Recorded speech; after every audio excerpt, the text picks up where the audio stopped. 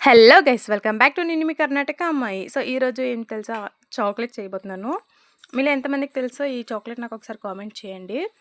ఇదైతే మా అమ్మమ్మ చేసేదన్నమాట. అప్పట్లో నెయ్యి కాచేవారు కదా మూకుడులో, ఆ మూకుడులో చేసేది మా అమ్మమ్మ.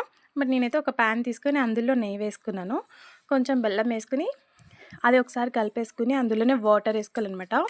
వాటర్ ఎక్కువ వేసుకోకూడదు, జస్ట్ కొంచెం వేసుకోవాలంతే ఆ బెల్లం కరగడానికి. తర్వాత ఆ బెల్లం కరిగిపోయి మళ్ళీ పాకం అవుతుంది దగ్గరికి. సో అప్పటివరకు కలుపుతూ ఉండాలి. మా అమ్మమ్మ అప్పుడైతే మా చిన్నప్పుడు చేసి పెట్టేది. మీరు ఎంతమంది తిన్నారో నాకు ఒకసారి కామెంట్ చేయండి మర్చిపోకుండా. అలాగే నా ఛానల్ని సబ్స్క్రైబ్ చేసుకోండి. చూస్తున్నారు కదా, అది ప్యాన్ నుంచి ఎలా విడిపోతుంది. సో అలాంటి పాకం దగ్గరికి వచ్చిందని అర్థం.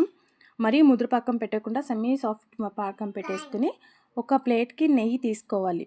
నెయ్యి రాసేసుకుని సో ఆ ప్లేట్లోకి తీసేసుకుంటే చల్లారాక పిల్లలకి ఇవ్వండి, ఇష్టంగా తింటారు. మార్కెట్లో దొరికే చాక్లెట్స్ అన్ని కెమికల్స్ ఉంటాయి కాబట్టి ఇది బెల్లంతో చాలా బాగుంటుంది.